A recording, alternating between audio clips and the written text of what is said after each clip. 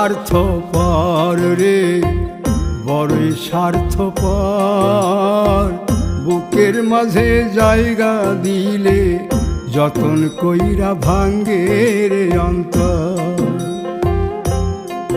মানুষ বড়ই স্বার্থপর রে, বড়ই স্বার্থপর।